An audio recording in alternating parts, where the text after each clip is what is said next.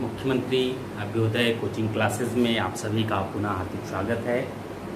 हम लोगों ने अभी तक जो बात की उसमें हम लोगों ने लगभग संपूर्ण उत्तर भारत तो या प्राचीन काल की बात करें तो प्राचीन इतिहास देख चुके हैं। जो इसमें छूटा हुआ है वो है दक्षिण भारत का इतिहास। ठीक है, दक्षिण भारत के इतिहास की जब बात करते हैं तो इस दक्षिण भारत में प्रारंभ में आता है एक संगम काल।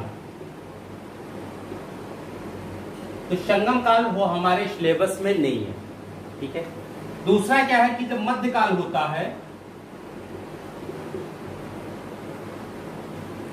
या मध्यकाल से थोड़ा पहले, तो उस समय हम ये देखते हैं गुप्त काल के जस्ट बाद दक्षिण में अलग राजवंश स्थापित होते हैं। गुप्तोत्तर काल में ही ये चीज आती है, प्लस मध्यकाल, गुप्तोत्तर काल। ये टाइम पीरियड है जिस समय दक्षिण भारत में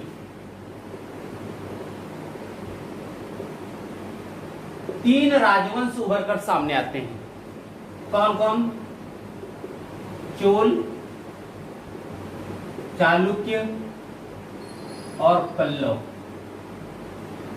ये तीन राजवंश उभर कर सामने आते हैं।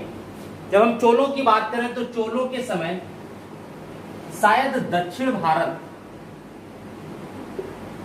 अपनी आर्थिक समृद्धि के शिखर पर था, क्योंकि चोल शासकों के व्यापार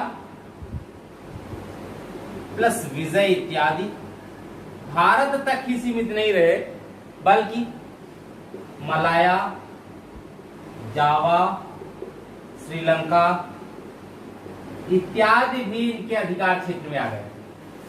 ठीक है, तो बात हम करते हैं इन्हीं तीन राजवंश के शासकों की, चोल, चालुक्य, पल्लव की। और शुरुआत करें हम लोग इसकी पल्लव वंश से। और ये देखा जाए कि इसमें प्रमुख शासक कौन हुए, इनके कार्य क्या थे, और दूसरा प्रश्न आता है इनके राजचिन्ह से। अब तो इधर तो 3-4 साल में नहीं पूछा गया है परीक्षाओं में, नहीं उसके पहले उनके राजचिन्ह दे दिए जाते थे मिलान करने के लिए। तो वहां से अब पूछा भी नहीं गया और संभावना भी बहुत कम है कि जल्दी पूछा जाएगा। ठीक है, तो पल्लव वंश की जब हम बात करते हैं तो इसके संस्थापक हैं सिंह वर्मा, लेकिन वास्तविक संस्थापक सिंह विष्णु को कहा जाता है। संस्थापक सिंह वर्मा, लेकिन वास्तविक संस्थापक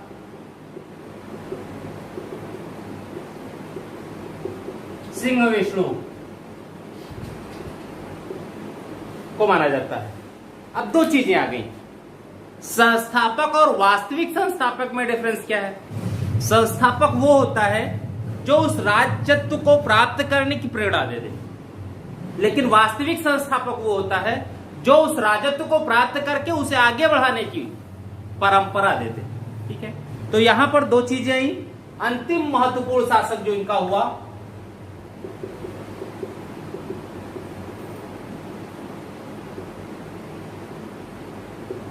अंतिम महत्वपूर्ण शासक अपराजित वर्मन।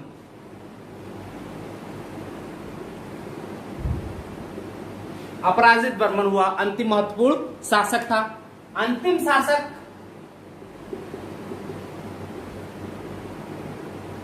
कंप वर्मा।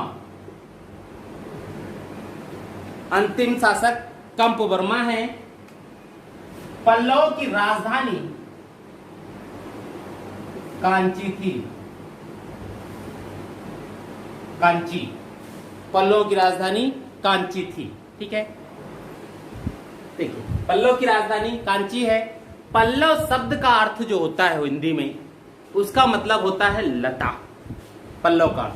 लेकिन यही जब हम तमिल भाषा में चले जाते हैं तो पल्लव शब्द का अर्थ हो जाता है डाकू, यानी ऐसे लोग, ऐसे राजवंश जिनका पेशा डकैती का था, अर्थात जो डकैत थे। ठीक है, दूसरा चीज है पल्लव वंश की जो राजधानी है, यही इनका उत्कर्ष होता है। और इन पल्लव शासकों ने कांची पर इनके आने से पूर्व नागवंश का शासन था। उस नागवंश को पराजित किया और नागवंश को पराजित करने के बाद सत्ता स्वयं की स्थापित की। ठीक है, 300 ईस्वी के बाद 300 ईस्वी के बाद स्थिति क्या होता है, वो जो पल्लव देश का पूरा नक्शा है वहां पर कलभ एक जनजाति थी, कलभ्रों एक जनजाति थी। कहते हैं इस जनजाति के लोगों ने लूटपाट मचा रखी थी और समूचा देश इन कलभ्रों से तुष्ट था। यहां तक कि दुष्ट कलभ्रों की संज्ञा दे दी गई इनके और दुष्ट शासक कहा गया है। लेकिन जब इनका पतन हुआ, जब दुष्ट शासक पब्लिक कहने लगे, पब्लिक को आप तंग करने लगेंगे तो पब्लिक पर ही शासन करना है, पब्लिक को ही तंग कर रहे हैं आप, तो फिर उन पर नियंत्रण जल्दी नहीं किया जा सकता, क्योंकि वही आपको हटा भी सकते हैं। 600 ईस्वी के आसपास यहां से शुरू होता है पल्लव शासन।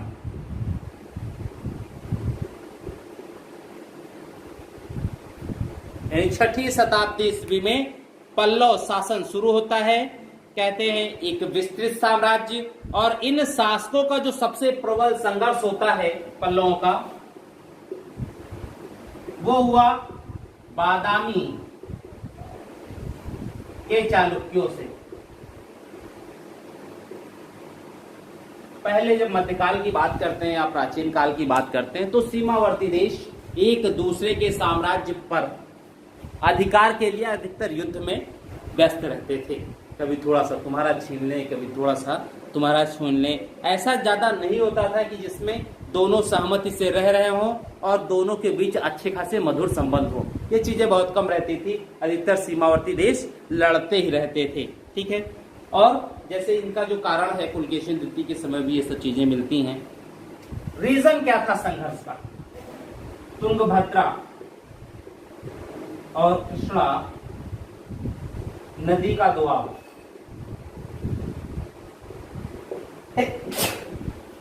तुंगभद्रा और कृष्णा नदी का जो दोआब था, जिसे रायचूर का दोआब भी कहते हैं, इसके विषय में यह कहा जाता है कि बड़ा उपजाऊ है। तो उपजाऊ भूमि है, थोड़े से मेहनत पर अधिक राजस्व मिल सकता था, अधिक उत्पादन मिल सकता था। तो ये क्षेत्र जिसके पास भी रहेगा, आर्थिक दृष्टि से उसे बहुत ज्यादा लाभ होता। इसलिए इस पर अधिकार को लेकर के हमेशा, बाद में भी जब देखेंगे तो बहमनी और विजयनगर में भी इसको लेकर के ही, इसी क्षेत्र के लिए ही संघर्ष होता रहा रेगुलर। इससे पहले चालुक्य और पल्लव में भी यही संघर्ष होता रहा। बाद में अगर किसी ने एकमात्र सत्ता स्थापित की उस संपूर्ण क्षेत्र में, तो उसको संघर्ष की कोई आवश्यकता थी नहीं। ठीक है, यही चीज बना। इसीलिए तुंगभद्रा या कृष्णा नदी का जो दोआब है, जिसे रायचूर का भी दोआब कहते हैं,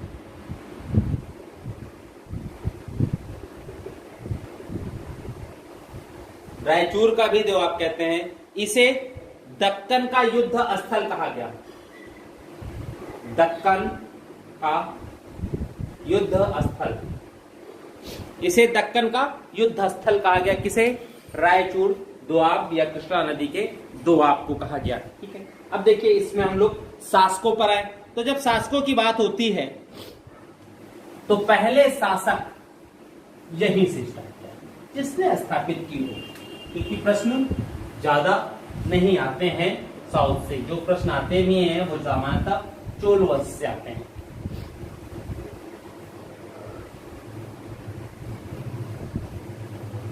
पहला शासक सिंह विष्णु।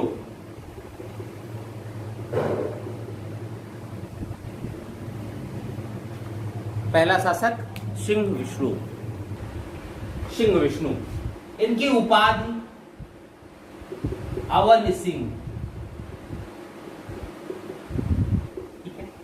कहते हैं सबसे पहले ये पल्लवों के महत्वपूर्ण शासक हुए, जिन्होंने दक्षिण में पल्लव वंश की नींव रखी, एक ऐसी नींव जिस पर वह पल्लवित हो सके।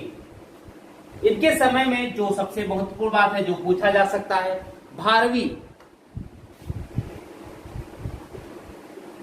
इनके दरबारी थे, इनके समय में निवास करते थे। और भारवी की हम लोग एक रचना पाते हैं, किरातार्जुनी।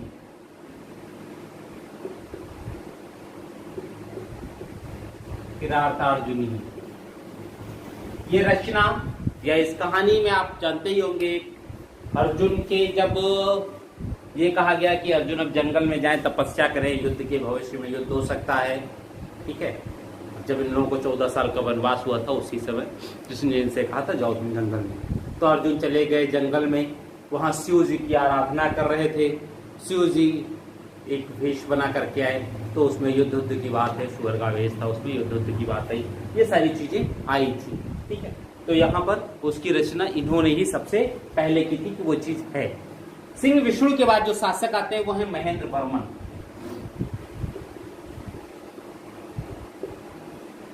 महेंद्र वर्मन प्रथम। इनका टाइम पीरियड 575 से 600। तो महेंद्र वर्मन 600 से 630 सब ईस्वी में है, ये ध्यान रखिए, ठीक है। ये चीज हुई। महेंद्र वर्मन के विषय में ये कहा जाता है कि ये जितना शासक के रूप में योग्य नहीं था, उससे ज्यादा कहीं ये लेखक के रूप में। इनकी एक रचना है मत विलास प्रहसन, महेंद्र वर्मन प्रथम की रचना है, ठीक है। दूसरी है भगवद रज्जुक।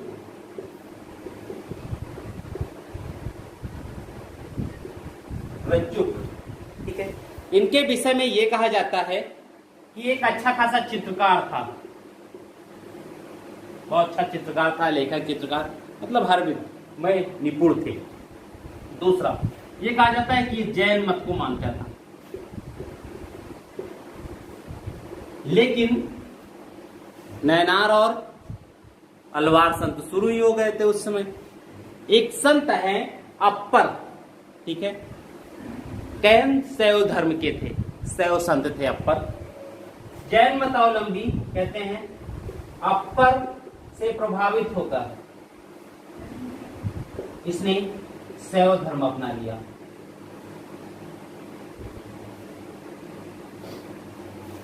यानी प्रारंभिक दौर में जैन मत को मान रहे हैं, लेकिन जब अप्पर जैसे शैव मतावलंबी मिले, शैव संत मिले इन्हें, तो इनसे ये इतना ज्यादा प्रभावित हुए कि इन्होंने शैव धर्म अंगीकार कर लिया, ठीक है। बाद में इनके जब हम वास्तु की बात करते हैं तो इन्होंने कई मंदिरों में, गुफाओं में, मंडक पट्टे में ब्रह्मा शिव विष्णु के आयतन मंदिर का निर्माण करवाया।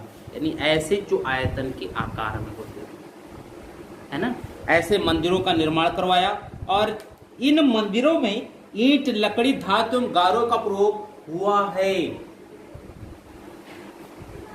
नहीं, ईंट, लकड़ी, गारे का प्रयोग नहीं हुआ है, बल्कि पहाड़ी काट करके बनाए गए ऐसे मंदिर। सॉरी, सारी सर्दी कुछ लग रही है भाई, ठीक है। देखिए, इसीलिए महेंद्र वर्मन को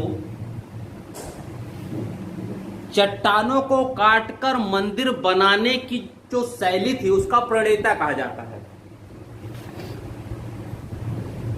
चट्टानों को काटकर मंदिर बनाने की शैली का प्रणेता,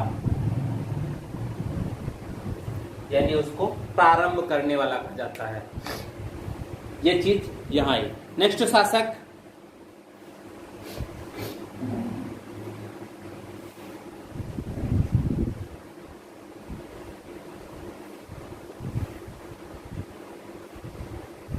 नरसिंह वर्मन प्रथम।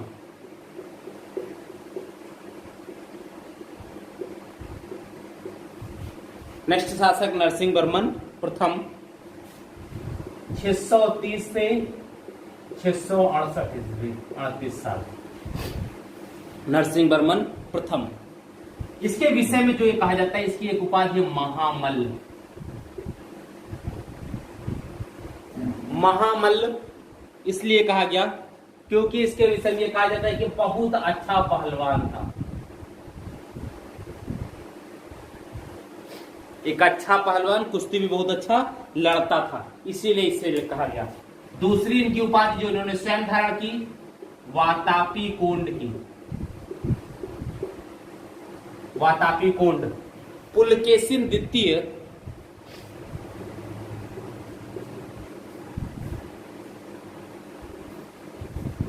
पुलकेशिन द्वितीय को पराजित किया, जिसमें पुलकेशिन द्वितीय की मृत्यु हो गई। पुलकेशिन द्वितीय की राजधानी वातापी को लूटा, और जब लूटा तब इन्होंने अपने आप को वातापी कोंड की उपाधि से विभूषित किया। ठीक है, यानी पुलकेशिन द्वितीय को पराजित करने वाला, युद्ध के मैदान में पुलकेशिन द्वितीय की डेथ हो गई थी, पराजित करने वाले नरसिंह वर्मन थे, और नरसिंह वर्मन ने उसी उपलक्ष्य में वातापी कोंड की उपाधि धारण की थी, महाराज। ये उपाधि ने ह्वेनसांग देता है। टाइम देखिए 630 से 68, ये ह्वेनसांग के भारत में रहने की एज है, क्योंकि इन्हीं के समय 641 ईस्वी में ह्वेनसांग ने कांची की यात्रा की थी। और जब कांची की यात्रा की तो शासक कौन? नरसिंह वर्मन प्रथम। और जब शासक नरसिंह वर्मन प्रथम है, उनकी उपलब्धि देखी होगी, पुलकेशिन जैसे शासक को हराया है, तब इसने नरसिंह वर्मन प्रथम को ह्वेनसांग ने महाराज की उपाधि दी। ठीक है, कहते हैं यह पल्लव वंश का सर्वाधिक शक्तिशाली, पल्लव वंश का सर्वाधिक शक्तिशाली शासक था। पल्लव वंश का सर्वाधिक शक्तिशाली शासक है। इसने अपने सेनापति शुरुतोंड के माध्यम से चालुक्यों को जीता था, पुलकेशिन को। और जब पुलकेशिन को हराया इसने, तो इस युद्ध में इसकी सहायता श्रीलंका के अपदस्थ शासक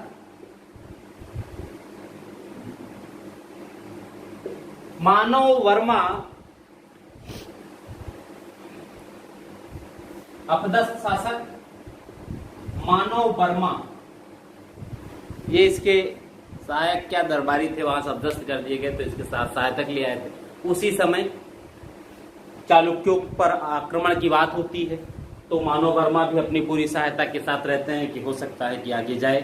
तो जब अपदस्थ शासक मानव वर्मा ने सहायता की उस युद्ध में और इसे विजय मिला, तो कहते हैं कि नरसिंह वर्मन ने युद्ध के विजय के बाद अपनी शक्तिशाली नौसेना के माध्यम से श्रीलंका पर आक्रमण किया।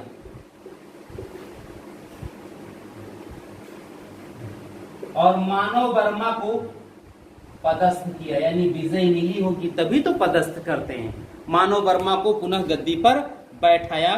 ठीक है, ये नरसिंह वर्मन, नए शासक नरसिंह वर्मन द्वितीय।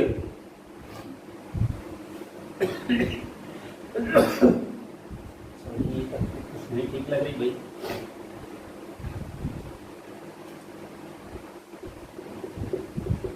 नरसिंह वर्मन सेकंड,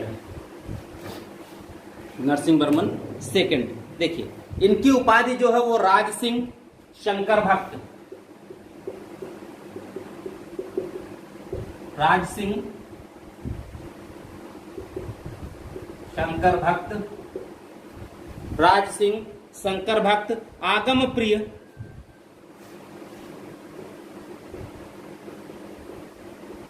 बहुत सी हैं इत्यादि।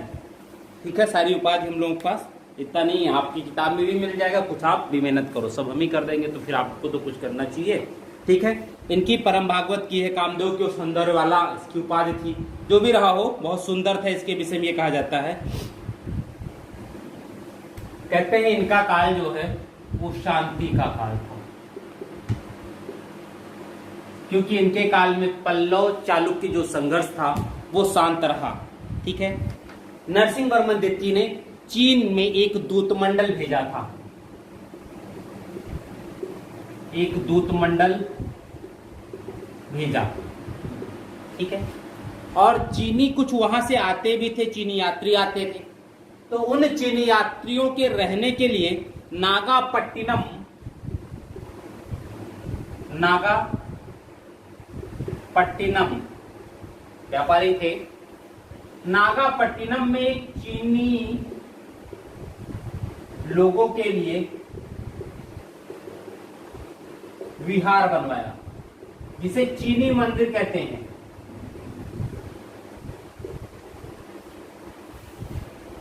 या चीनी पगोडा कहा जाता है, ठीक है। इनके समय ही कमसर कहते हैं ये अपने आप को परमेश्वर या शिव का पूर्ण अवतार मानते थे, लेकिन चूंकि शांति का काल था, सेनाएं इनके समय में से हिल रही और धीरे धीरे पूरा पल्लव साम्राज्य इसी के बाद पतन की तरफ चला जाता है। अंतिम जो शासक हुए वो थे अपराजित बर्मन।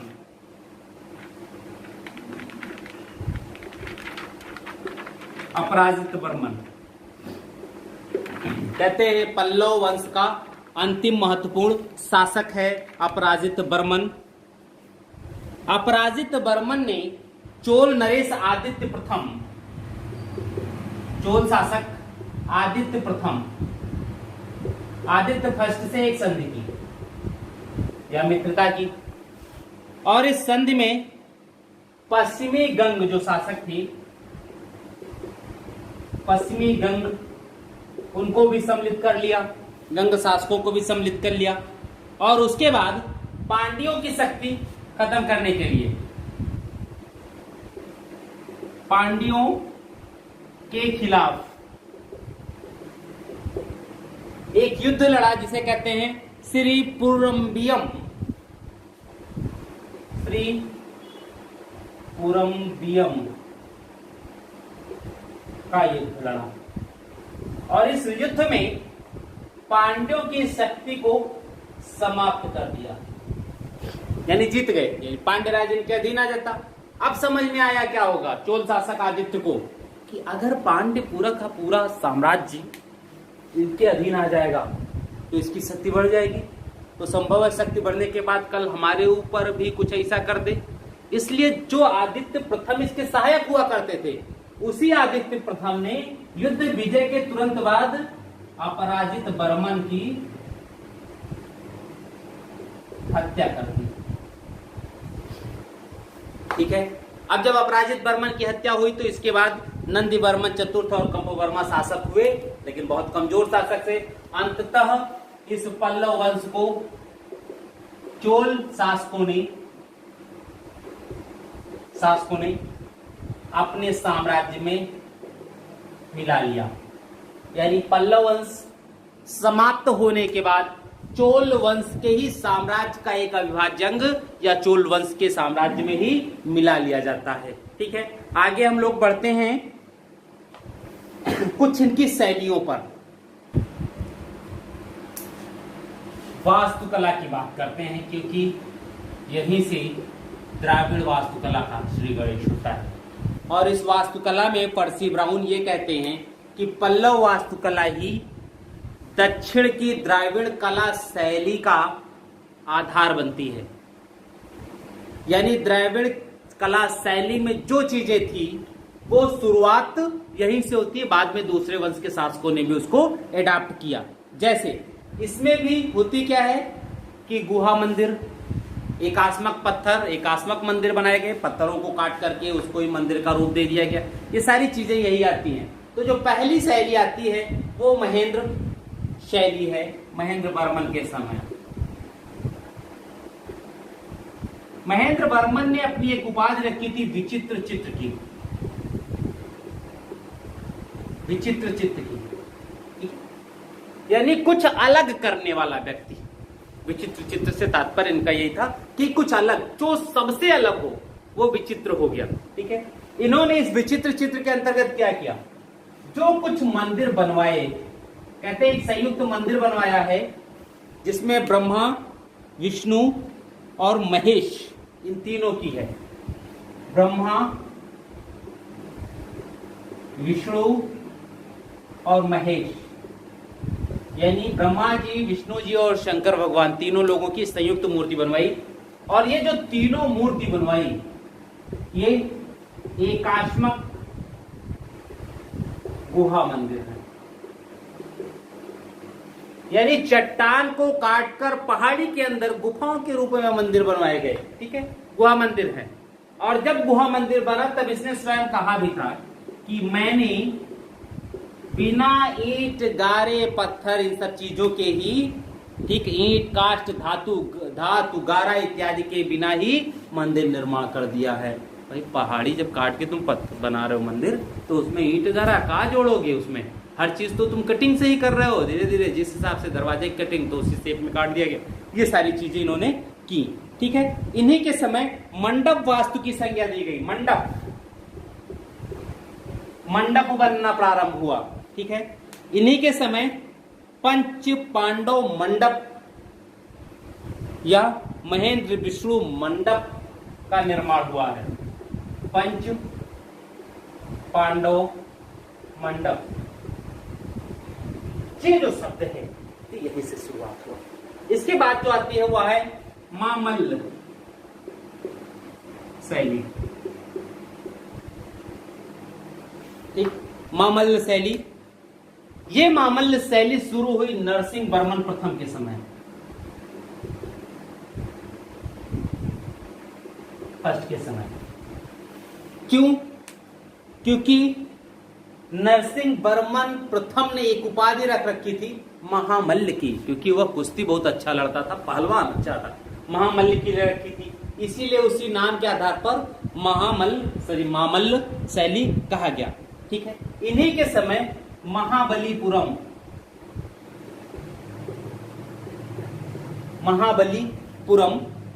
के समस्त स्मारकों का निर्माण हुआ। ठीक है, कहते हैं इनके समय में कांचीपुरम के मंदिरों का हुआ। इस समय कांचीपुरम के मंदिर का निर्माण हुआ। इनके समय में महाबलीपुरम मंदिरों का निर्माण हुआ। ठीक है, कहते हैं इस मंदिर में मंडप और रथ का निर्माण हुआ था। यहां मंडप और रथ, वो भी एकात्मक। हम लोग रथ की बात आती है, यहां से खूब प्रश्न पूछे जाते हैं रथों में। और रथ में पूछा क्या जाता है, एक तो निर्माण हुआ यहां जिसे कहते हैं सप्त पैगोडा। सप्त पैगोडा, इसका निर्माण। सप्त पैगोडा का मतलब 7 रथ। एकात्मक ही है, एक ही पत्थर को काट करके ऊपर मंडप और नीचे रथ का रूप दिया गया है। सोचिए, उसी को 7 पैगोडा कहा गया। कुछ अलग था, ठीक है, लेकिन कुल रथों की संख्या जो है वो 8 है। ये 7 लिखा तो गया है सप्त पैगोडा, लेकिन इनकी संख्या 8 हो गई। ठीक है, और अधिकांश रथों का जो नाम है वो पांडवों के नाम है। इनका जो नाम है वो पांडवों के ऊपर है। अर्जुन, भीम, नकुल, सहदेव, द्रौपदी, धर्मराज, युधिष्ठिर का, इन्हीं सब के नाम पर है। ठीक है, पांडव के नाम पर है, इसीलिए पांडव रथ भी कहा जाता है इनको। ठीक है, और मूर्ति कला के लिए ये सबसे प्रसिद्ध माने जाते हैं। दक्षिण की जब हम बात करते हैं मूर्ति कला में, तो सबसे पहले सप्त पैगोडा की ही बात आती है। अब देखिए, इस 7 रथों में द्रौपदी रथ यहां से पूछे जाते हैं। द्रौपदी रथ सबसे छोटा है, सबसे छोटा द्रौपदी रथ। तो द्रौपदी रथ से बड़ा भी सब होंगे, और जब सबसे छोटा द्रौपदी है तो और जितने भी हैं वो सब बड़े होंगे। ठीक है, देखिए सबसे छोटा द्रौपदी रथ है। कहते हैं यह अलंकरण विहीन है, यानी इस पे कोई सुंदरता पच्चीकारी नहीं की गई है, और अन्य सभी रथों से भिन्न है। गणेश रथ का जो शिखर है वो बेसर शैली का है। गणेश रथ का शिखर बेसर शैली का है। धर्मराज का शिखर पिरामिड शैली का है। इसका शिखर पिरामिड शैली का है। अब जो रथ जैसे बन पाया, जो आकार दे पाए, वही है। ठीक है, अर्जुन रथ में राजा रानी को मुकुट पहने हुए दिखाया गया है। ठीक है, नकुल सहदेव, अन्य रथ जो है नकुल सहदेव, ग्राम देवी का रथ और वलयं कुट्टय रथ प्रमुख हैं। इनमें सबसे अधिक और पूर्ण, सबसे बड़ा और पूर्ण धर्मराज रथ है। सबसे बड़ा और पूर्ण धर्मराज रथ है। कहते हैं अन्य जो बनी इनमें मूर्तियां कथात्मक के रूप में, जिससे आप कुछ सीख सकते हैं, उसमें गंगावतरण दिखाया गया है। अर्जुन की तपस्या यानी किराता अर्जुनी वाली चीजें पूरी पच्चीकारी हुई है। गोवर्धनधारी कृष्ण की बात हुई है, महिषासुर का वध करती हुई दुर्गा देवी की बात हुई है और भागीरथ की तपस्या इत्यादि को दिखाया गया। ठीक है, तो ये चीजें थी। इसके बाद में आर्थिक स्थिति कमजोर हो गई पल्लवों की, तो चित्रकला का वास्तुकला का बहुत ज्यादा विकास नहीं हुआ। जो मंदिर बने भी वो बहुत छोटे बने, वो बहुत विस्तार में नहीं थे, छोटे मंदिरों का ज्यादा निर्माण हुआ इसके बाद। ठीक है, तो प्रमुख यही चीजें थी। यहाँ आप इसको जानते रहिएगा, यहीं से प्रश्न आता है वास्तु में, अन्यथा नहीं आता है। अब नेक्स्ट जो होगा हम लोगों का पल्लव वंश के बाद चालुक्य।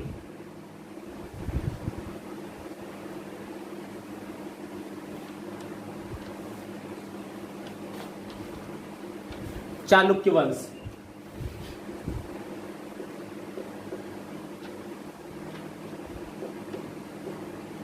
जब हम चालुक्य की वंश की बात करते हैं तो इनकी कई भाग हो गए चालुक्य वंश के। जैसे पूर्व मध्यकाल के समय में 4 वंश इनके मिलते हैं। पहला है बादामी के चालुक्य,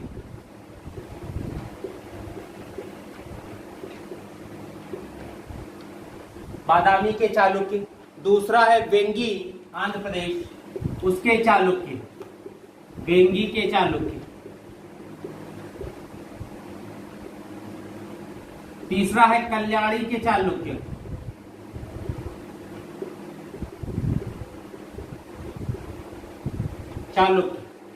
चौथा है गुजरात के चालुक्य।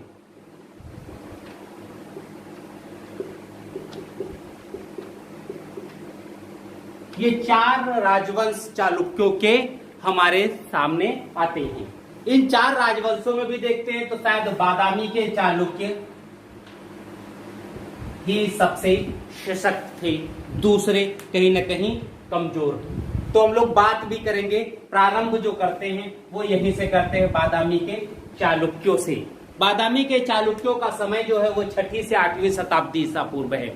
और जब हम इनकी स्थिति देखते हैं तो वातापी या बादामी कोंडपुरम की हमने अभी बात की, पल्लव शासक नरसिंह वर्मन के समय। ठीक है, प्रथम तो बादामी के चालुक्यों को उन्होंने ही पराजित किया। संस्थापक इसका पुलकेशिन प्रथम है, पुलकेशिन द्वितीय नहीं है। होल अभिलेख की जब बात आएगी तो पुलकेशिन द्वितीय है, जब इसके संस्थापक की बात आती है तो ये पुलकेशिन प्रथम है। कहा यह जाता है कि पुलकेशिन प्रथम ने चालुक्य शासकों को कदम्ब शासकों के अधीन थे और कदम्ब शासकों की अधीनता से मुक्त इन्होंने ही करवाया। कदम्ब शासक बाद में हो गए कमजोर, और जब कमजोर हो गए, तुम सामंत हो, थोड़ा अपने आप को शक्तिशाली मानने लगे, तो अपने आप को अधीनता से मुक्त करने का प्रयास तो करेंगे ही। और जब प्रयास किया तो अधीनता से मुक्त भी हो गए, क्योंकि उधर कमजोर शासक था, वो नियंत्रण नहीं रख सका। ठीक है, अंतिम शासक कीर्तिवर्मन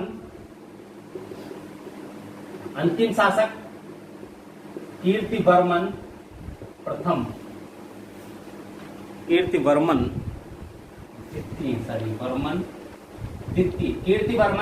द्वितीय, ये लास्ट शासक हैं इनके। सर्वाधिक समय तक शासन किया था विजयादित्य ने, लेकिन इसमें जो प्रश्न पूछे जाते हैं वो पुलकेशिन द्वितीय से ही पूछे जाते हैं, उसके बाद प्रश्न यहां से जल्दी नहीं आता है। ठीक है, तो हम लोग पुलकेशिन प्रथम, कीर्तिवर्मन प्रथम और पुलकेशिन द्वितीय सिर्फ यही देख लें, यहीं से हमको लग रहा है ज्यादातर आ जाएगा। नहीं बहुत ज्यादा देखना होगा तो पुलकेशिन द्वितीय के बाद विक्रमादित्य प्रथम की बात आएगी। ठीक है, तो विक्रमादित्य प्रथम को भी हम लोग थोड़ा थोड़ा देख लेते हैं।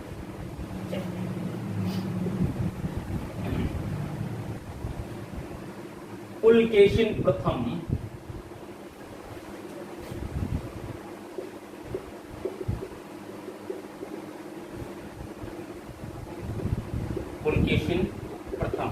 संस्थापक है।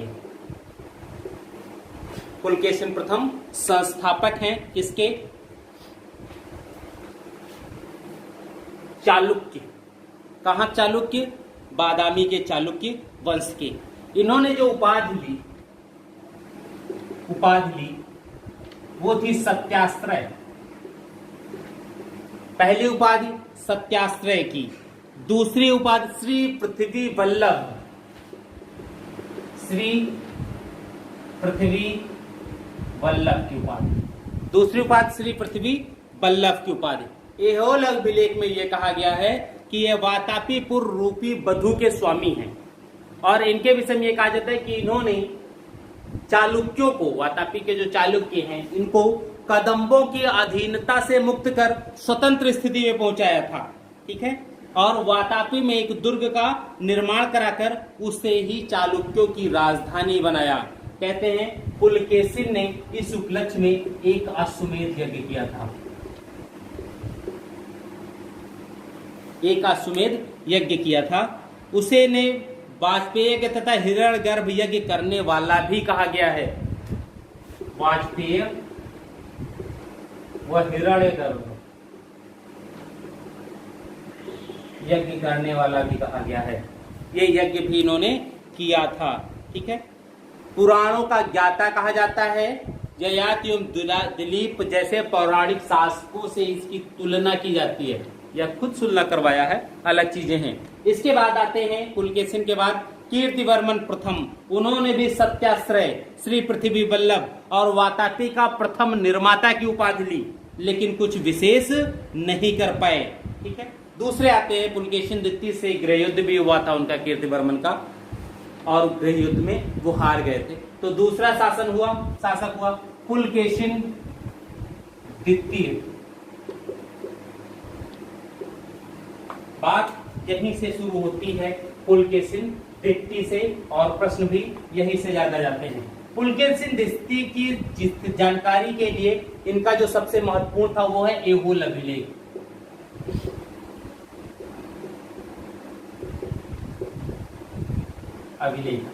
ठीक, इस ऐहोल अभिलेख की जो रचना है वो क्या है नाम उनका, रविकीर्त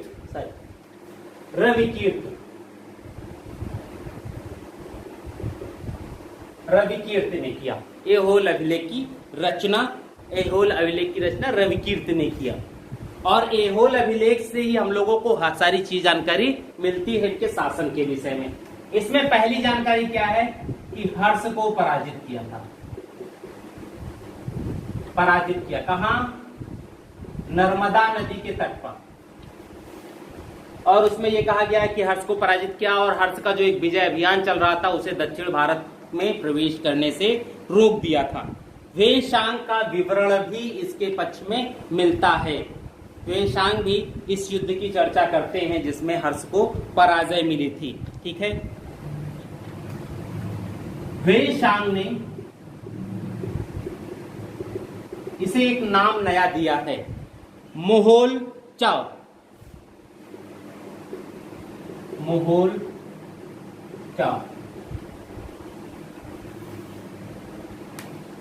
मोहोल-चाव महाराष्ट्र का शासक इसे कहा गया। इसका मतलब है महाराष्ट्र का शासक,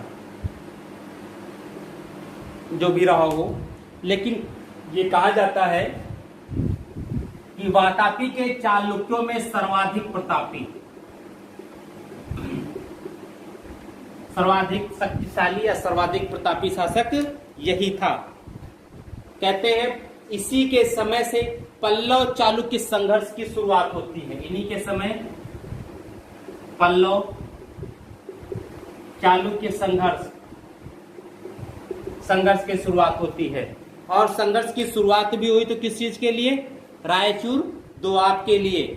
इसी के समय नरसिंह वर्मन का वातापी पर अधिकार हो गया, यानी पुलकेशिन द्वितीय को ही नरसिंह वर्मन ने पराजित किया, और पराजित करने के बाद वातापी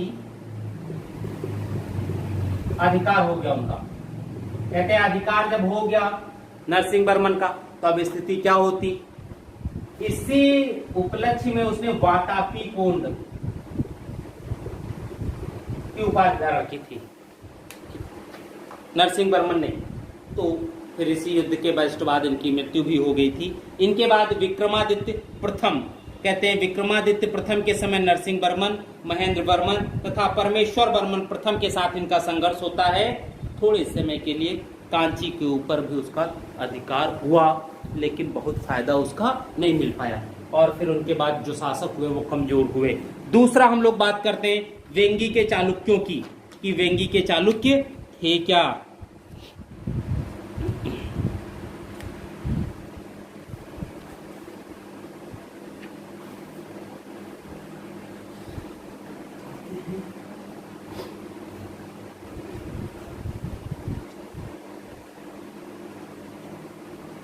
वेंगी के चालुक्य एक आध शासक रहेंगे उसमें, वेंगी के चालुक्य। बात हम कर रहे हैं अब वेंगी के चालुक्यों की। संस्थापक है विष्णुवर्धन।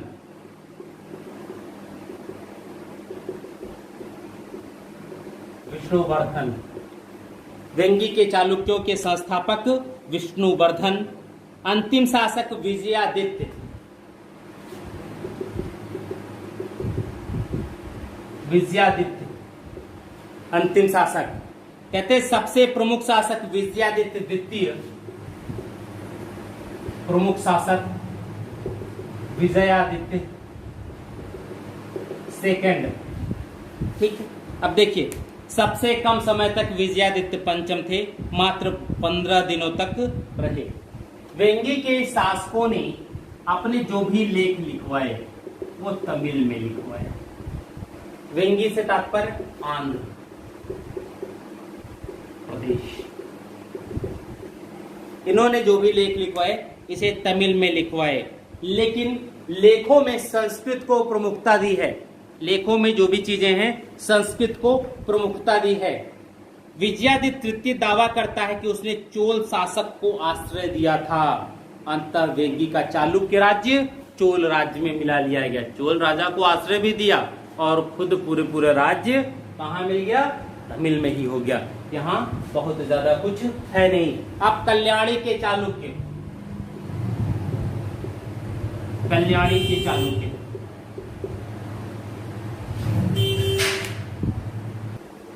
कल्याणी के चालुक्य जब हम इनके लेख देखते हैं तो इन लेखों में बहुत सी जानकारियां मिलती हैं। कहते हैं प्रारंभ में चालुक्य वंश के 59 राजा जो हैं वो अयोध्या से शासन करते थे। यानी 59 राजा कहां शासन कर रहे हैं, अयोध्या से। और इन लेखकों शासकों के बाद 16 राजाओं ने कल्याणी से शासन किया। यानी प्रारंभ के 59 राजा अयोध्या से, बाद के 16 राजा दक्षिण पथ यानी दक्षिण में कल्याणी से शासन करते हैं। इस राजवंश का जो संस्थापक है या जन्मदाता है वो थे तैलप द्वितीय। इस वंश में तैलप के ही समय से, तैलप के ही समय से चोल और चालुक्यों का संघर्ष शुरू होता है। ये देखिए गया था कि सबका संघर्ष चोलों से ही हुआ है। वो पल्लव हो, चालुक्य हो, चालुक्यों में सारी शाखाएं हो, सब चोलों से। यानी चोल शासक कहीं न कहीं एक श्रृंखला से अच्छे शासक आते रहे, और जब शासक आते रहते हैं तो उनका साम्राज्य तो बना रहेगा और वो कहीं न कहीं विजय का प्रयास करेंगे दूसरे पे। और इन सबको देखा जाए तो जब समाप्त हुए तो चोल वंश राजवंश ने ही विजय किया इनके क्षेत्रों को, तो वहां वो चीज है। ठीक है, कहते हैं चालुक्य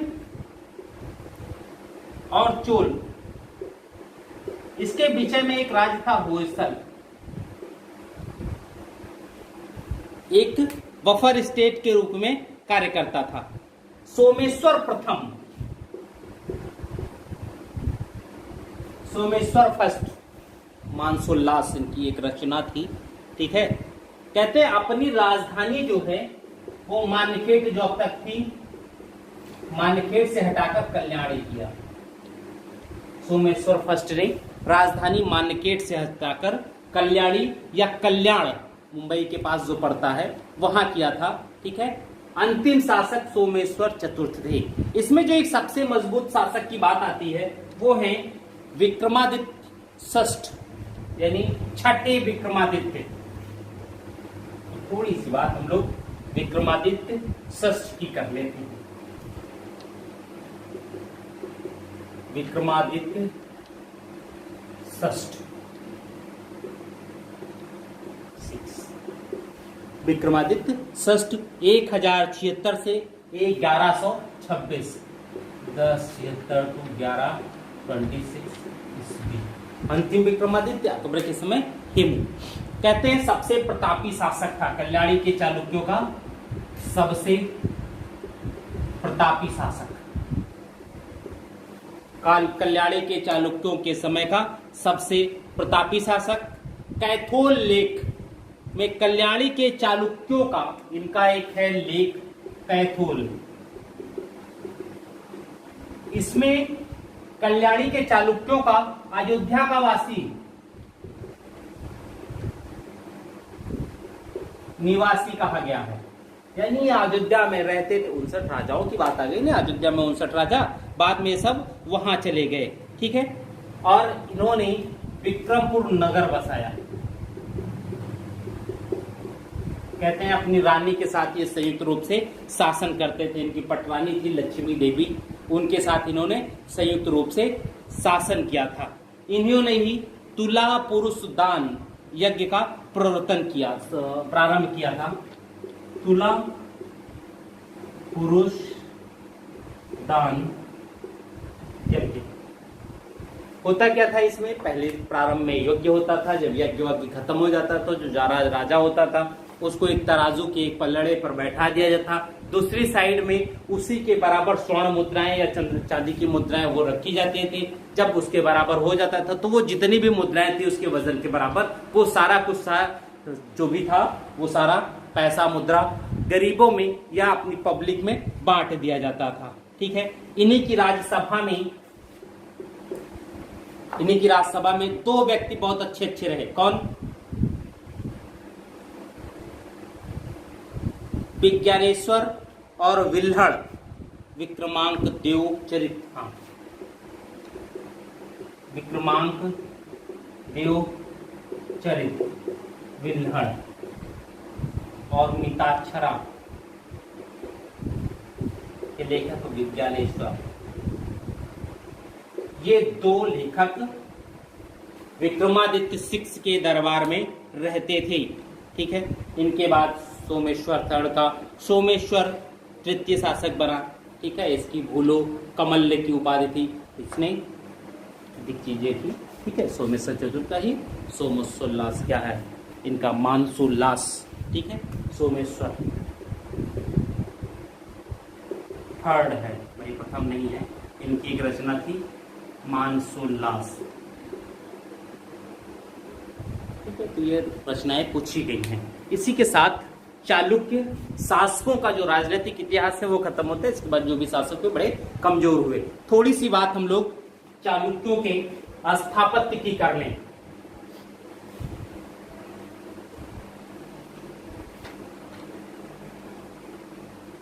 स्थापत्य हम लोगों ने जब पल्लवों की बात की है तो उसमें क्या देखा गया कि द्रविड़ शैली प्रारंभ होती है। जब चालुक्य कला या स्थापत्य की बात करते हैं तो यहां पर शामिल होती है बेसर शैली। मध्य भारत की तरफ हम लोग आ गए, ठीक है। कहते हैं बेसर शैली का जो केंद्र था वो एहोल, बादामी और पदक्कल, एहोल, बादामी और पदक्कल,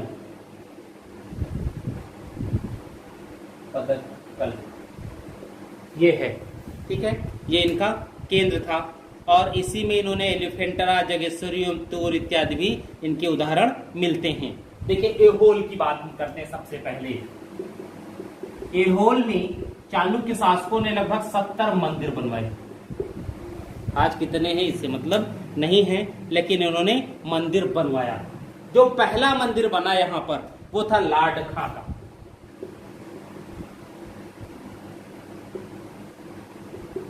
ये पहला मंदिर है, ये ध्यान रखिएगा। लाड खां है, कहीं ऐसा न हो मध्यकाल में है तो, लेकिन मुस्लिमों का नहीं है, ये हिंदू मंदिर है एक, ठीक है। नहीं तो आप लाड खां क्या है, तो आप उसमें मस्जिद की बात आ जाए तो आप लाड खां मस्जिद ही कर दें, ठीक है। अब समस्या क्या है कि ऐहोल के जो मंदिर हैं उसमें काफी मंदिर ऐसे हैं जो शिखर विहीन हैं। हमेशा मंदिरों में ये चीजें होती थी, ये शिखर होता था। यहाँ की जब मंदिर हम लाड खां इत्यादि देखते हैं तो ये शिखर विहीन है, ये चीज नहीं है, सीधे एक कमरा ही है, उसी में चीजें रख दी गई हैं, ठीक है। जिसमें दुर्गा मंदिर, रविकृता द्रविड़ में जितेंद्र का मेघुती मंदिर भी है, ठीक है, ये चीजें थी। अब आते हैं हम पदट्टकल की है। पदट्टकल में जब बात करते हैं तो वहां पर कुल 10 हैं, जिसमें 4 नागर शैली के और 6 द्रविड़ शैली के हैं। इसमें जो प्रमुख मंदिर है वो है विरूपाक्ष मंदिर। पदट्टकल में पहला विरूपाक्ष, विष्णु जी के अवतार के रूप में बात होती थी विरूपाक्ष की, और ये माना जाता था। इसका जो निर्माता है वो विक्रमादित्य की पत्नी लोक महादेवी ने किया था, ठीक है। विरूपाक्ष की विक्रमादित्य सेकंड की पत्नी लोक महादेवी के द्वारा किया गया इसका विरूपाक्ष मंदिर का, ठीक है। ये शिव जी का है, एक शिव मंदिर है ये। और त्रैलोक्य देवी ने, इनकी जो दूसरी पत्नी थी त्रैलोक्य देवी ने, उन्होंने त्रैलोक्येश्वर मंदिर का निर्माण करवाया था, जिसका वास्तुकार गंड थे। तो इस प्रकार से वेशर शैली, द्रविड़ शैली, इन दोनों के मिक्सचर रूप हमको चालुक्य वंश में देखा जाता है। चालुक्यों के समय भी मंदिर निर्माण काफी कुछ ठीक रहा। जब वातापी की बात आती है तो यहाँ पर भी 4 मंदिर दिखती हैं। पहली शैव मंदिर है, दूसरी तथा तीसरी वैष्णव मंदिर है, तथा चौथी जैन धर्म से संबंधित हैं। ये 4 के चारों मंदिर गुहा मंदिर हैं, एक भी सामान्य नहीं है, सब गुहा हैं, यानी पत्थरों में काटकर बनाए गए मंदिर हैं। ये पत्थरों को काट करके ही बनाए गए हैं, ठीक है। तो ये चीज थी हम लोगों की चालुक्य वंश से संबंधित। अब जो बच रहा है वो है चोल, और सबसे महत्वपूर्ण भी हम लोगों के लिए चोल है। तो बात करते हैं अब हम चोल साम्राज्य की।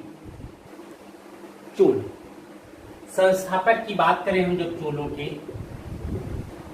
तो चोल वंश का संस्थापक है विजयालय। कहते हैं विजयालय जो है ये पल्लवों के सामंत हैं। विजयालय पल्लवों के सामंत हैं, और जब पल्लवों के सामंत हैं और पल्लवों के खिलाफ ही अपनी स्वतंत्र सत्ता की बात करनी है, तो जब सामंत है तो धीरे धीरे इनकी शक्ति बढ़ी होगी और पल्लव राजवंश कहीं न कहीं कमजोर हुए होंगे। जब पल्लव राजवंश कमजोर हुए तो विजयालय ने पल्लव और पांड्य, वो पांड्य इन दोनों राजवंशों को पराजित करके तंजौर पर अधिकार कर लिया। और चूंकि यहाँ के शासकों को पराजित किया था युद्ध में, तो ये तो पक्का था कि अब विजयालय स्वतंत्र हैं, ठीक है। और यहीं से चोल साम्राज्य की स्थापना होती है, ठीक है। वास्तविक संस्थापक की जब बात आती है कि चोल राजवंश का वास्तविक संस्थापक कौन था, तो वो होते हैं राजराज प्रथम। राजराज प्रथम। अंतिम चोल शासक की बात आती है कि अंतिम कौन था, क्योंकि चोल वंश भी बाद में खत्म हुआ। राजेंद्र थर्ड, राजेंद्र तृतीय, राजेंद्र, अधिराजेंद्र, राजराज, ये सब नाम अभी यहां मिलेंगे। प्रथम, द्वितीय, तृतीय। राजधानी तंजौर। तंजौर को सबसे पहली जीता, यानी तंजौर जब जीता होगा तो तंजौर भी कहीं ना कहीं केंद्र रहा होगा, एक अच्छा नगर रहा होगा। तंजौर जीत करके राजधानी बनाया। लेकिन बाद में राजेंद्र प्रथम ने, बाद में राजेंद्र फर्स्ट ने गंगै कोंड चोलपुरम को राजधानी बनाया। एक नया नगर बसा करके उसको राजधानी बनाया। उप राजधानी इनकी कांची हुआ करती थी, उपराजधानी कांची हुआ करती थी। ठीक है, कहते हैं इनका जो प्राचीन निवास स्थान था वो उरैयूर के रहने वाले थे। ये चोल उरैयूर के रहने वाले थे, लेकिन बाद में तंजौर इत्यादि क्षेत्र में आकर के बस गए। सबसे ज्यादा अगर इनका कोई शत्रु था, प्रबल शत्रु, तो वो थे कल्याणी के चालुक्य। इनके प्रबल शत्रु कल्याणी के चालुक्य, क्योंकि महाराष्ट्र वाला क्षेत्र है कल्याण का। चालुक्य, जब चोल की बात होती है तो दक्षिण के हैं, यानी कल्याणी के चालुक्य पश्चिम के व्यापार को इनके प्रभावित करते, या तो वही किया जाता। तो अब वो क्षेत्र अधिकार है, अगर उधर चाहिए आपको ऊपर जाना है तो फिर इनको पराजित करना होगा। ये क्या सोच रहे थे कि कल्याण में है, एक मराठी वाली स्थिति रही होगी, तो ये लोगों ने भी भाई लड़ने की क्षमता, लड़ाकू प्रवृत्ति इनमें बहुत ज्यादा होती है, तो अपनी प्रवृत्ति के कारण इन्होंने उन चीजों को विजित करना चाहा होगा। हम जब चोल वंश के साक्ष्य की बात करते हैं तो पहला आता है इनके साक्ष्यों में अभिलेख। कई अभिलेख मिले हैं, और इनके जो अभिलेख मिले भी हैं वो 4 भाषाओं में हैं। दक्षिण के रहने वाले तो दक्षिण की भाषा तो उसमें रहेगी ही, तमिल, तेलुगु, कन्नड़ और संस्कृत। तमिल, तेलुगु, कन्नड़ और संस्कृत। ठीक है, क्योंकि लोग इन भाषाओं को जानते थे, और शासक जब किसी अभिलेख को प्रसारित करने की बात होती है तो, या अपने किसी बात को प्रसारित करने की बात होती है, तो वहां की लोकल लैंग्वेज में प्रसारित करेगा। अब भाई यूपी बिहार में अगर छपवाना हो कोई बात डाल, और जर्मन में डाल दो कोई भी लेख, तो कितने लोगों को पता है? लोग पढ़ ही नहीं पाएंगे, समझ ही नहीं पाएंगे योगी बाबा कह क्या रहे हैं। ठीक है, तो उसमें चीजें नहीं हो पाएंगी, तो यहाँ लोकल लैंग्वेज में कहते थे। ठीक है, दूसरी, इनके समय के सिक्के मिलते हैं, साहित्यिक स्रोत, उस समय की बहुत सी पुस्तकें मिलती हैं, उन पुस्तकों से भी हम इनके इतिहास के विषय में जान सकते हैं। ठीक है, तो ये थे। इनके बाद विजयालय ने स्थापित किया, विजयालय ने तंजौर पर अधिकार किया, पांड्य और पल्लव दोनों राजाओं को पराजित किया, फिर तंजौर अधिकार हुई, और फिर एक स्वतंत्र राज्य की स्थापना। कहते हैं जब इन्होंने तंजौर पर अधिकार लिया, विजयालय ने, कहाँ गए विजयालय, जब इस पर अधिकार किया तो तंजौर में इन्होंने एक दुर्गा देवी का मंदिर बनवाया, यानी दुर्गा माता का एक मंदिर। सबसे पहले विजयालय ने पांड्य पल्लवों पर विजय के उपलक्ष्य में, अधिकार के खुशी में, दुर्गा जी का मंदिर कहाँ? तंजौर में निर्मित करवाया। अब यहां से हम आगे बढ़ते हैं चोल शासकों पर, कि शासक कौन कौन थे। विजयालय के पश्चात, विजयालय के पहले तो कोई हो ही नहीं सकता ना। ठीक है, पहला शासक आदित्य प्रथम, जिनकी हम अब बात करेंगे।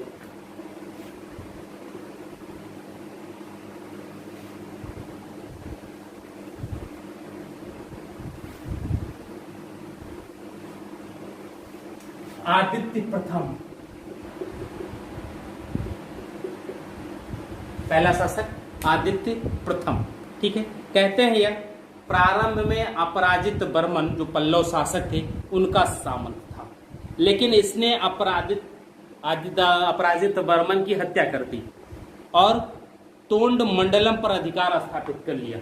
ये वही अपराजित बर्मन है जिन्होंने इनकी सहायता लेकर के पांड्यों को खत्म किया था, और जब पांड्यों को इन्होंने खत्म कर दिया तब जीत गए। तो अपराजित बर्मन को लगा होगा कि अगर वो क्षेत्र इसके अधिकार में आ गया तो समस्या हो सकती है, इसलिए अपराजित बर्मन ने विजय के जब वापस हो रहे थे तो आदित्य ने इनकी हत्या कर दी।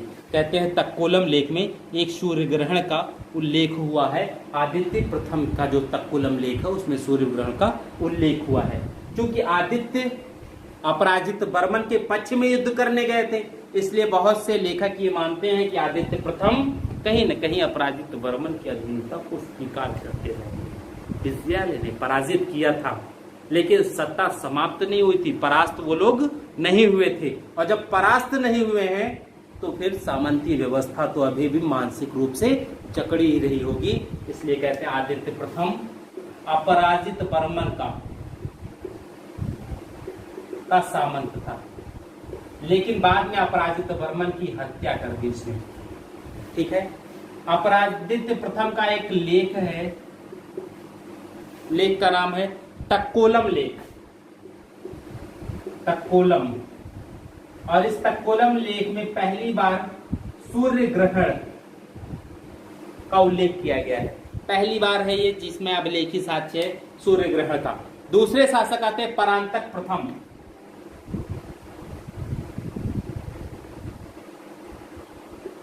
प्रथम बात इसी की कर रहे हैं। देखिए, पहला सर्वसत्ता संपन्न शासक है ये कौन? परांतक प्रथम, पहला सर्वसत्ता संपन्न शासक परांतक प्रथम। कहते हैं इसने वेल्लूर के युद्ध में पांड्य एवं सिंघल राजा यानी श्रीलंका के राजा की सम्मिलित सेना को पराजित किया और इस युद्ध में इसने मदुरा पर अधिकार कर लिया। पांड्य, इसमें वेल्लूर का युद्ध,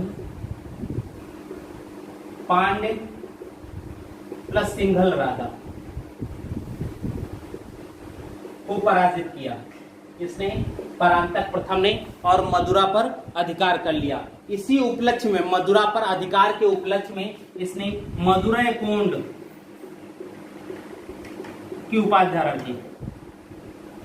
मदुरै कोंड की उपाधि धारण की किसने? परांतक प्रथम ने। लेकिन आगे चलकर राष्ट्रकूट शासक कृष्ण तृतीय ने, थर्ड ने इसे पराजित किया और इनकी राजधानी पर अधिकार कर लिया। ये युद्ध जो हुआ उसे कहा गया तक्कोलम का युद्ध। तक्कोलम का युद्ध में कृष्ण थर्ड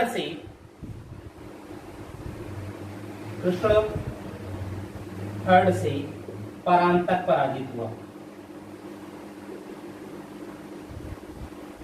और जब परांतक पराजित हो जाएंगे तो कृष्ण थर्ड ने तोंड मंडलम पर अधिकार कर लिया, जो राजधानी या आसपास का जो क्षेत्र था, और पुनः चोल का इतिहास जो अभी उभर ही रहा था कृष्ण थर्ड के तक्कोलम युद्ध में विजय के कारण यह पूर्णतः अंधकार में चला गया। इसके बाद दो शासकों का, मंदरादित्य एवं परांतक द्वितीय का उल्लेख मिलता है, लेकिन वो सत्ता बहुत ज्यादा सक्रिय नहीं थी। इसके बाद जो एक शासक आते हैं 985 ईस्वी में, वो था राजराज प्रथम, और इसी को हम चोल साम्राज्य का वास्तविक शासक स्वीकार करते हैं। अब हम ये देखते हैं कि अगर वास्तविक शासक है तो स्वाभाविक है कि इसके कार्य भी अच्छे रहे होंगे और कहीं न कहीं विजय भी बहुत ज्यादा रही होगी। तो पहला शासक राज प्रथम 985 से 1014 ईस्वी।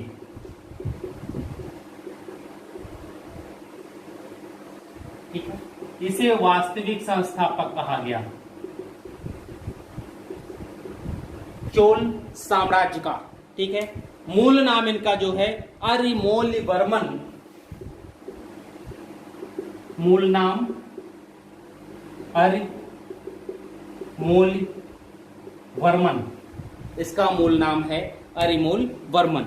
इनकी कई उपाधियां मिलती हैं, जैसे कांडलुर सालेकल मरुत केरल विजय के उपलक्ष्य में इन्होंने ली, तैलिंग कुलांतक कलिंग विजय के उपलक्ष्य में तैलिंग कुलांतक की ली, सिंगलांतक सिंघल द्वीप यानी श्रीलंका के विजय के रूप में ली, जयकोंड पांड्य विजय के उपलक्ष्य में ली, चोल नारायण पश्चिमी गंगों पर विजय के उपलक्ष्य में, जो गंग शासक थे पश्चिम के, उन पर जब विजय किया तो इसने चोल नारायण की उपाधि ली। कहते हैं अन्य उपाधियों में इनकी जो थी चोल मार्तंड उपाधि, चोल मार्तंड, पहली चोलेंद्र सिंह, बड़ी उपाधि है इनकी, चोलेंद्र सिंह, चोलदेव,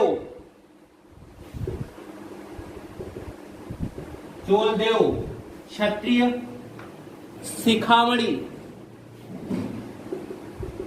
क्षत्रिय शिखा मणि, शिखा मतलब चुटिया, ठीक है। शिवपाद शेखर, नित्य विनोद, निगरिल शेख, ठीक है, शेल आदि मिलती हैं।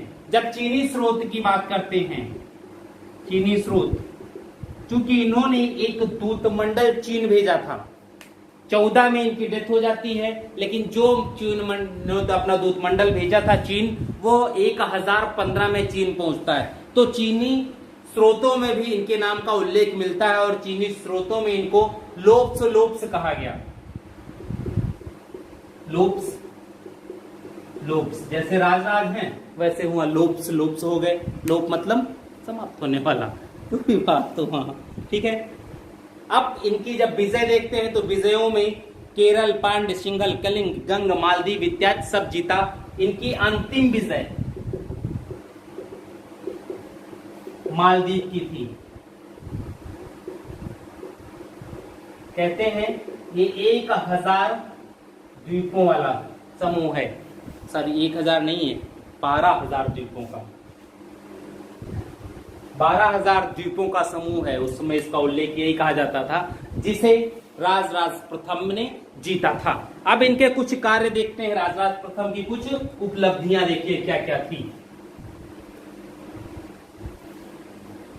पहली उपलब्धि, ठीक है, इन्होंने संपूर्ण साम्राज्य की भूमि का पैमाइश कराया था, भूमि की पैमाइश कराई, ठीक है। और कहते हैं वर्गीकरण के आधार पर नए कर निर्धारित किए,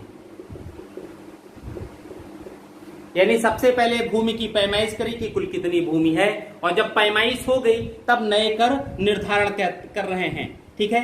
बृहदेश्वर मंदिर या राजराजेश्वर मंदिर का निर्माण करवाया, मंदिर या राजेश्वर मंदिर का निर्माण कराया। ये प्रश्न भी जल्दी पूछा गया था, ठीक है। कहते हैं यह चोल कालीन वास्तुकला का अनुपम उदाहरण है, ठीक है। दूसरा, इसके विषय में यह कहा जाता है कि समकालीन श्री विजय के शासक, श्री विजय इंडोनेशिया, ठीक है, वहां के शासक श्री मार विजयोतुंग वर्मन, शासक श्रीमार विजयोतुंग वर्मन, श्रीमार विजयोतुंग वर्मन को नागापट्टनम में चूड़ामणि बौद्ध विहार के निर्माण हेतु प्रेरित किया था।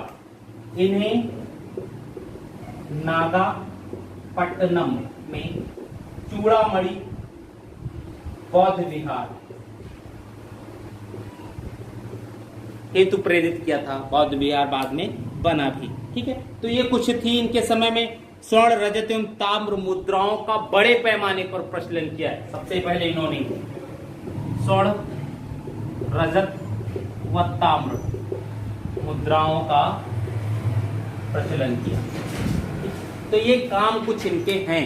नेक्स्ट शासक जिनकी हम बात कर रहे हैं वो अब आएंगे राजेंद्र प्रथम।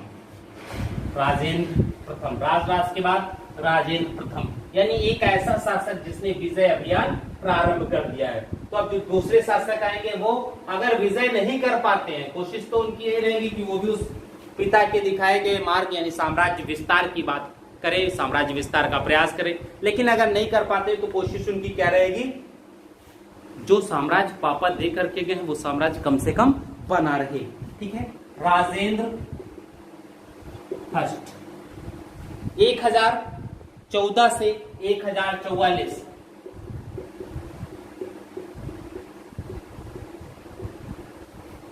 अब जब हम राजेंद्र प्रथम की बात करते हैं तो कहते हैं इसकी जो उपाधि थी गंगैकोंड की थी।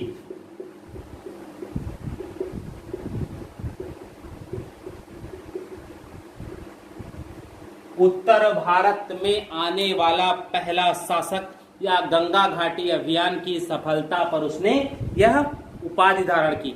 इसके विषय में कहा जाता है कि इन्हीं के जो घोड़े थे वो 3 समुद्रों का पानी पीते थे, ठीक है। स्मिथ ने दक्षिण भारत का नेपोलियन कहा है। यानी इन्होंने लगभग संपूर्ण दक्षिण भारत को अपने अधीन कर लिया था। तिरुवालंगड़ू अभिलेख में दक्षिण पूर्व एशिया विजय का उल्लेख किया गया है इसमें, ठीक है। करंदे ताम्रपत्र जो मिलता है उसमें सिंघल विजय का उल्लेख किया गया है, ठीक है। इसने दक्षिण पूर्व एशिया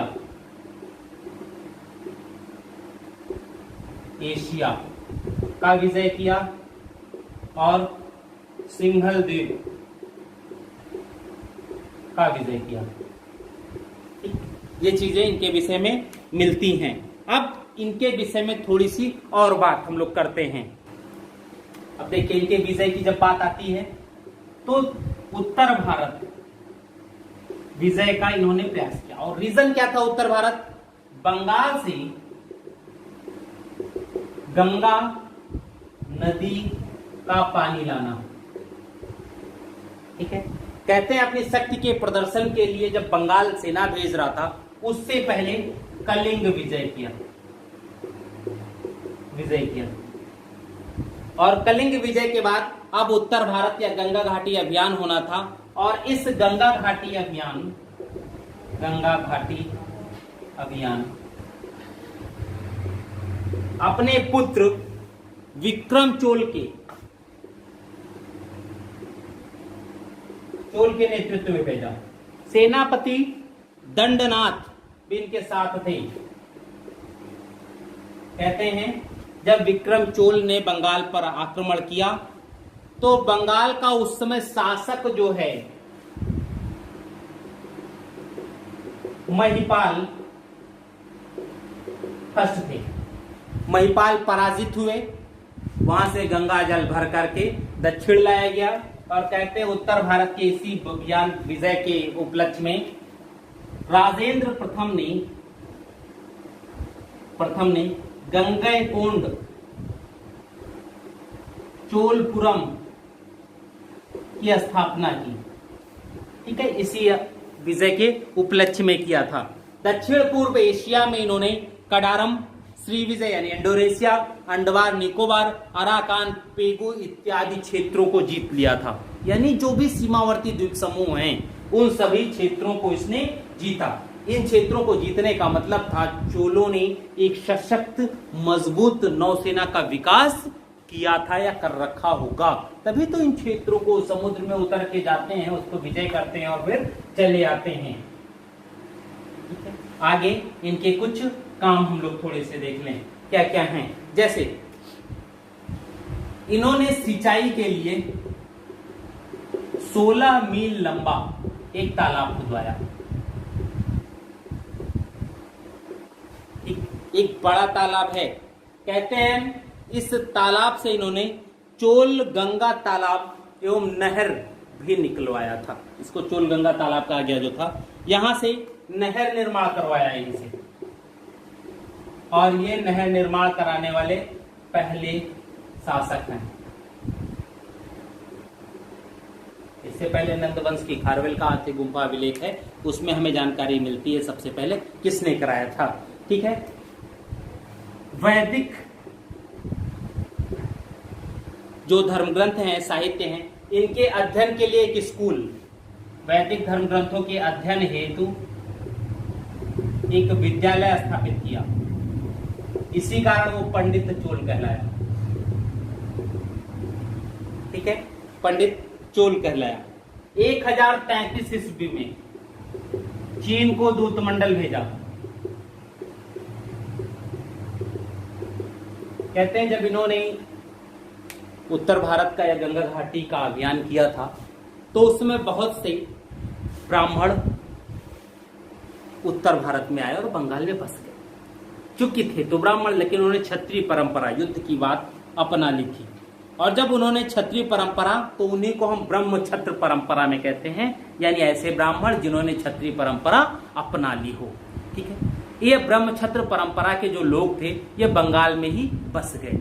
और बाद में आगे चल करके इन्होंने सामंत सेन, इसका एक जो व्यक्ति था सामंत सेन ने, उसने सेन वंश की स्थापना की थी। यानी पाल वंश के बाद जो सेन वंश आता है वो इसी ब्रह्मक्षत्र परंपरा के लोग थे, जो चोल वंश से राजेंद्र प्रथम के उत्तर भारत या जो बंगाल का अभियान हुआ वहां साथ में आए थे विजय, और विजय के बाद काफी लोग यहाँ बस गए थे। ठीक है, तो ये इसकी कुछ उपलब्धियां हैं। इसके बाद राजाधिराज प्रथम शासक बनते हैं, राजाधिराज फर्स्ट। कहते हैं इन्होंने अश्वमेध यज्ञ करवाया था, यज्ञ करवाया इन्होंने। ठीक है, ज्यादा टाइम पीरियड नहीं था, 1044 से 52 तक ही रहे। ठीक है, दूसरा, कल्याणी के चालुक्यों को लूटा था और वहीं जाकर के इन्होंने अपना राज्याभिषेक वीराभिषेक करवाया। ठीक है, विजय राज की उपाधि, विजय क्या है यार, विजय राजेंद्र, इन्होंने विजय राजेंद्र की उपाधि ली। इन्होंने कल्याणी के चालुक्यों को लूटा और वहीं पर अपना विजयाभिषेक करवाया था। ठीक है, कोप्पम युद्ध में, कोप्पम युद्ध में राजाधिराज प्रथम मारा गया। ठीक है, राजाधिराज प्रथम मारे गए। इनके बाद राजेंद्र प्रथम, राजेंद्र द्वितीय, कहते हैं राजाधिराज प्रथम के पुत्र थे राजेंद्र द्वितीय। कहते हैं युद्ध के मैदान में ही इनका राज्याभिषेक हुआ, युद्ध मैदान में ही राज्याभिषेक, युद्ध के मैदान में ही राज्याभिषेक हुआ। और जब युद्ध के राज्याभिषेक हुआ तो कहते हैं कोप्पम के युद्ध में जो इनको पराजय, इनकी हत्या हो गई थी, उसमें इनको विजय मिला। और जब विजय मिला तो इन्होंने प्रकेशरी की उपाधि धारण की। राजेंद्र द्वितीय ने प्रकेशरी की उपाधि धारण की। ठीक है, ये चीज है। नेक्स्ट शासक हम लोग वीर राजेंद्र। अब हम बात वीर राजेंद्र।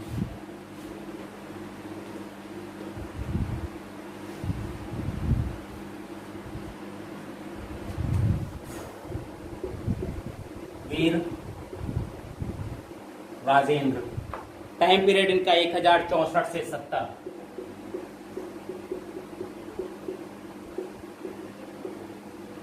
थोड़ी सी बात, बहुत ज्यादा इनका भी नहीं था।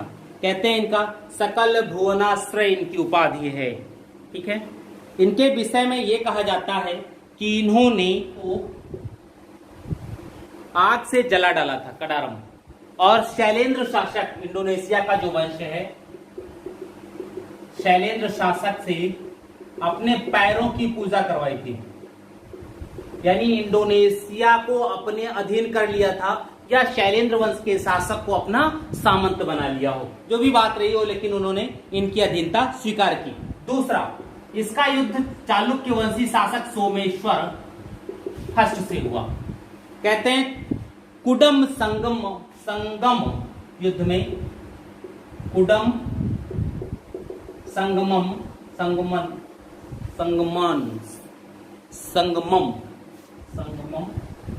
युद्ध में सोमेश्वर प्रथम पराजित हुआ, और पराजय का अपमान इतना ज्यादा था कि तुंगभद्रा नदी में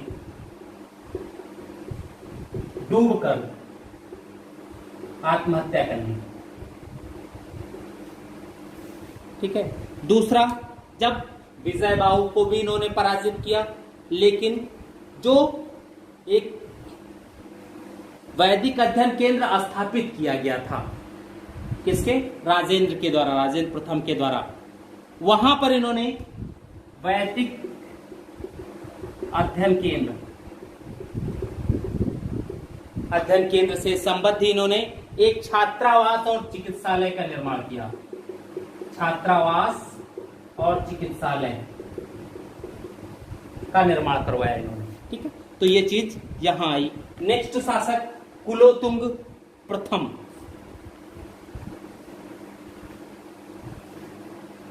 नेक्स्ट शासक कुलोतुंग फर्स्ट। कुलोतुंग फर्स्ट 1070 से 1120। एक लंबा शासनकाल, और जब इतना शासनकाल किसी भी शासक को मिलता है तो उसके कार्य भी अच्छे खासे होंगे। ठीक है, मूल नाम इनका, उपाधि भी इसकी मिलेगी, राजेंद्र है उपाधि। पहली तो सुंगम तविर्त,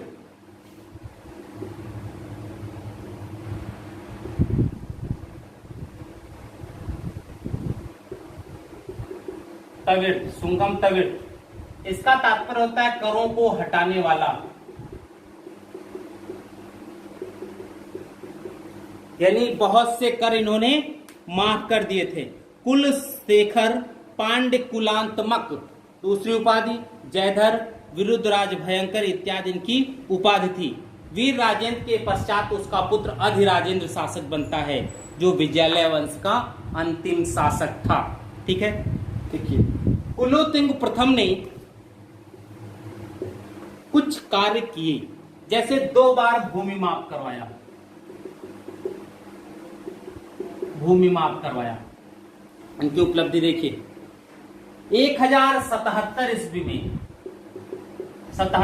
में 72 व्यापारियों या प्रतिनिधि मंडलों का एक दूत मंडल चीन भेजा। 72 लोगों का चीन, व्यापारियों का दल चीन भेजा है। कहते हैं ये कैंटन के बौद्ध विहार को 6 लाख स्वर्ण मुद्राएं दान में दी थी। कैंटन चीन में जो पड़ता है, इन्हों में ही, इसी में कैंटन, कैंटन चीन में एक बौद्ध विहार है, वहां 6 लाख स्वर्ण मुद्रा दान में दिया इन्होंने। यहां जो व्यापारी गए थे इन्हीं के थ्रू भिजवाया था। कुलोत्तुंग के विषय में कहा जाता है ये शैव मतावलंबी था। इसने चिदंबरम मंदिर तथा श्रीरंगम की समाधि का आकार वर्धन प्रारंभ करवाया था। ठीक है, यानी बड़ा करवाया उन सबको। ठीक है, गोविंद चंद गढ़वाल, गढ़वाल वंश के जो शासक हैं जिन्होंने मुस्लिमों पर एक कर लगाया था। ठीक है, उनसे इसके अच्छे खासे संबंध थे। और गढ़वाल वंश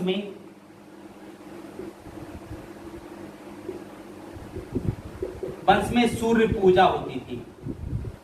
क्योंकि संबंध अच्छे बन गए तो इसने भी सूर्य पूजा करवाई। भाई मित्र की कुछ चीजें तो हम सीख ही सकते हैं, तो इसने भी अपने मित्र से वही चीजें सीखी। ठीक है, तो ये एक शासक संगम, जब चोल वंश में हम लोग जब देखें तो यही प्रमुख राजनीतिक इतिहास है। थोड़ी सी बात हम लोग दूसरी चीजों पर कर लेते हैं, क्योंकि समय अब काफी हो चुका है, तो थोड़ी सी बात हम थोड़ी बहुत चोल प्रशासन की कर लेते हैं। ठीक है, क्योंकि वहां से प्रश्न थोड़े बहुत आते हैं, ज्यादा नहीं। प्रशासन, जब हम केंद्र बात करें तो यहाँ पर केंद्रीय प्रशासन में या संपूर्ण प्रशासन में देखा जाए, केंद्रीकरण के साथ साथ स्थानीय स्वायत्तता भी दिखाई देती है। ठीक है, अब साम्राज्य का जो विभाजन है वो देखिए, साम्राज्य विभाजित होकर के मंडल बनता है, मंडलम जिसको कहते हैं। ये मंडलम क्या था? प्रांत है। कहते हैं मंडलम की जो संख्या थी वो 6 या 9 मंडल की बात आती है। 6 या 9 मंडल थे, प्रांत थे, इनकी विभाजन हुआ। जब मंडल को विभाजित किया गया तो एक कमिश्नरी क्षेत्र जैसा है बात आई, उसको ये कहा गया वलनाडु, कोट्टम या वलनाडु, इसको कहा गया। ये कमिश्नरी क्षेत्र की तरह था, यानी मंडल की तरह था, जैसे यूपी में आज मंडल पाए जाते हैं उस तरीके था। अब कोट्टम और वलनाडु से छोटी इकाई थी नाडु, ये जिला होता था। ठीक, और हर जगह संगठन के लिए अलग अलग क्षेत्र थी। अब नाडु से छोटी इकाई जो आती थी वो आता था कुर्रम। ये मान के चलो कई ग्रामों का समूह होता था, यानी ब्लॉक की तरह था। ठीक है। और इसके बाद जो नीचे इकाई होती थी कुर्रम के बाद, वो थी ग्राम की। और ग्राम में भी जो हम देखते हैं तो ग्राम में 3 प्रकार के ग्राम पाए गए। जैसे ग्राम प्रशासन में 3, पहला है नगरम। पहला ये नगरम क्या था? नगरम जो है व्यापारिक नगरों तक सीमित था। व्यापारिक नगर होते थे, यहाँ की व्यवस्था व्यापारियों के ही अधीन होती थी, ये स्वतंत्र होती थी, समितियों के माध्यम से किया जाता था, समितियों का गठन आपस में ही कर लिया जाता था, उसमें टैक्स इत्यादि जो भी रहा हो, आयु टैक्स, शिक्षा, इस सब पे वो चीजें होती थी। दूसरी जो होती थी वो थी उर। पहला नगरम, दूसरी उर। उर जो है ये एक सामान्य लोगों की संस्था थी, ग्राम का प्रशासन है ये, ठीक है। तीसरा जो है सभा या महासभा, सभा या महासभा की बात होती है। यह ऐसे ग्राम होते थे जो ब्राह्मणों को दान में दिया जाता था, या अग्रहार ग्राम, ग्राम की बात की जाती है। जब हम इन सब चीजों में देखते हैं तो यहां पर समितियों के माध्यम से शासन चल रहा है। और शासन अगर समितियों के माध्यम से है तो बड़ी दिक्कत नहीं होती होगी। ये चीजें थी। इनके समय में हम देखते हैं 2 मंदिर बहुत ज्यादा पूछे जाते हैं। पहला है बृहदेश्वर मंदिर या राजराजेश्वर मंदिर, जिसकी हम लोग बात कर चुके हैं, राजराज प्रथम का बृहदेश्वर या राजराज मंदिर। 2 मंदिर अलग अलग। पहला है बृहदेश्वर मंदिर, बृहदेश्वर मंदिर या राजराजेश्वर मंदिर। पहला बृहदेश्वर या राजराजेश्वर मंदिर, इसका जो निर्माण किया वो करवाया राजराज प्रथम ने। हम बात इसकी कर भी चुके हैं कि इसका निर्माण राजराज प्रथम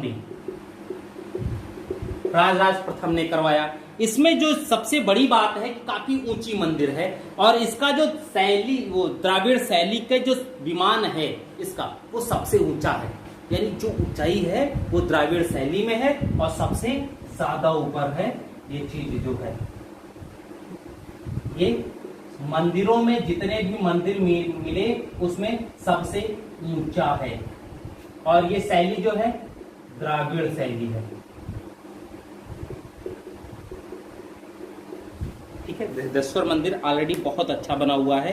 कहते हैं ये एक पिरामिड के आकार का है। 7 वर्षों में इसका निर्माण पूरा हुआ था। ठीक है, बृहदेश्वर मंदिर। अब दूसरा जो मंदिर आता है वह बृहदेश्वर मंदिर। बृहदेश्वर मंदिर और बृहदीश्वर मंदिर कावेरी तट पर स्थित गंगैकोंड चोलपुरम में। यह कहाँ स्थित है? तंजौर में स्थित है। यह तंजौर में स्थित है। यह गंगैकोंड चोलपुरम में है।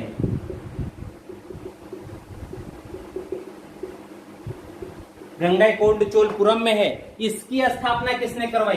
राजेंद्र प्रथम ने,